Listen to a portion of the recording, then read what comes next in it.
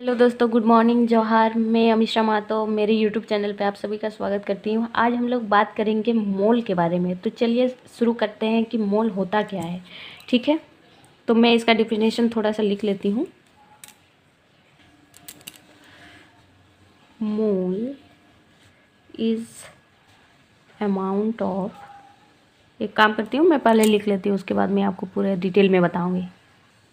तो mole is amount of substance that contains 6.02 into 10⁻23 numbers of representative particles. इसका मतलब ये है कि कोई भी पार्टिकल्स, जैसे अगर वो आयंस हो सकता है, एटम्स हो सकता है, मॉलिक्यूल्स होता है, वाटर मॉलिक्यूल्स हो सकता है, ये सारी चीज़ों की जो मॉलिक्यूल्स है वो होता है 6.02 into 10⁻23 होता है मॉलिक्यूल्स। तो उसको हम लोग बोलते हैं, ये बराबर होता है 1 मोल के बराबर होता है। यही बात बता रहा है। तो चलिए आगे मैं शुरू करती हूँ अच्छे से, ताकि आपको समझ में आए। अगर मैं एग्जाम्पल के थ्रू आपको समझाऊं तो ज़्यादा समझ में आएगा। ठीक है, तो मान लेते हैं 1 डजन होता है। 1 डजन इक्वल टू कितना होता है केला? 12 बनानास होता है। ठीक है, तो यहाँ से ही समझना है कि अगर 12 केला है हम लोग के पास, तो वो किसके बराबर होता है? 1 डजन। और 1 डजन का हम लोग को समझ में आ जाता है कि वो 12 केला की ही बात हो रही है। तो उसी तरह अगर 1 मोल बोला जाएगा तो हम लोग को समझ में आ जाना चाहिए वो पार्टिकल्स, मॉलिक्यूल्स, एटम्स या आयंस कितना है। तो 6.02 into 10⁻23 डिपेंड करता है किस पे हम लोग कंसिडर करते हैं। अगर वाटर मॉलिक्यूल्स है तो हम लोग क्या लिखेंगे? मॉलिक्यूल्स। ठीक है, अगर कुछ है, मान लेते हैं सोडियम, तो सोडियम के लिए हम लोग क्या लिखेंगे? एटम्स। मतलब 1 मोल डायरेक्ट ही, जो डायरेक्ट हम लोग का दिमाग में आएगा तो वो होगा कि इतना हम लोग के पास मॉलिक्यूल्स है, एटम्स है, आयंस है। सेम टू सेम वही जो डजन वाला, जो मान लीजिए यहाँ हमारे पास अगर कुछ भी एप्पल है, मान लीजिए 1 डजन एप्पल लेंगे, होता तो नहीं है कि वो केजी में होता है, लेकिन फिर भी मैं समझाने के लिए बोल रही हूँ। 1 डजन केला, केला के जैसे यहाँ एप्पल ले लिया तो एप्पल कितना होगा? डजन आ गया, मतलब 12 होगा। तो उसी तरह 1 mole equal to 6.02 into 10⁻23 molecules हो सकता है, एटम्स हो सकता है। बस ये मैं आपको समझाने के लिए बोल रही हूँ। बाकी आपको पता है कि ये नंबर जो है, नंबर ऑफ मॉलिक्यूल्स, अगर हम लोग को नंबर ऑफ मॉलिक्यूल्स निकालना होगा तो हम लोग कैसे निकालेंगे? इसको n से हम लोग रिप्रेजेंट करते हैं। तो क्या हो जाएगा? Number of particles, by Avogadro's number.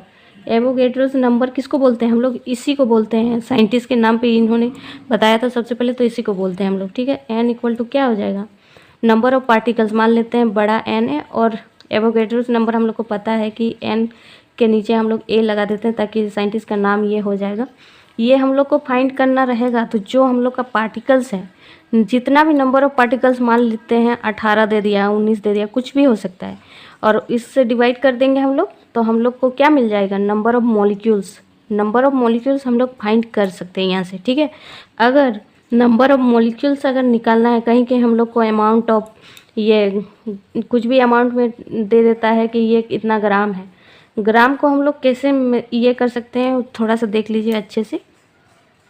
अगर हम लोग को क्वेश्चन में नंबर्स ऑफ पार्टिकल्स ना दिया हो, उसके जगह पे अमाउंट दिया हो ग्राम में, तो हम लोग उसको कैसे कैलकुलेट करेंगे? नंबर्स ऑफ मोल हम लोग कैसे कैलकुलेट करेंगे? जैसे कि नंबर्स ऑफ मोल्स हम लोग कैसे कैलकुलेट करेंगे अगर कोई भी चीज़ ग्राम में दे दिया हो?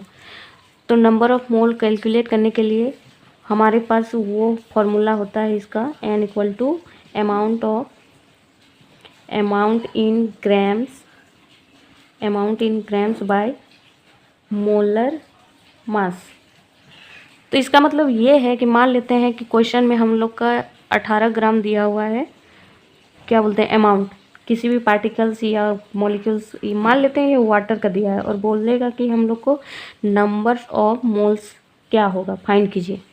तो हम लोग कैसे फाइंड करेंगे? तो देख लेते हैं कि कैसे फाइंड करना। तो ये 18 तो समझ में आ गया कि अमाउंट ऑफ ग्राम में दिया है, तो ये ठीक है।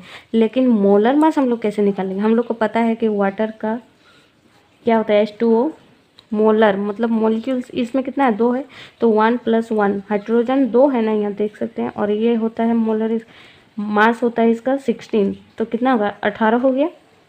तो हम लोग यहाँ देखेंगे अमाउंट ऑफ मोलर ग्राम में दिया है 18 बटा ये क्या हो जाएगा 18, तो ये हमारा कट के हो जाएगा 1, तो नंबर ऑफ मोल्स क्या हो जाएगा 1, हमारा ये नंबर ऑफ मोल्स 1 हो जाएगा। तो ये बहुत ही इजी कॉन्सेप्ट था, आपको समझने में कोई दिक्कत ना हो। अगर समझ में कोई दिक्कत हुआ है तो प्लीज़ कमेंट कीजिएगा, ठीक है। Thank you so much for watching.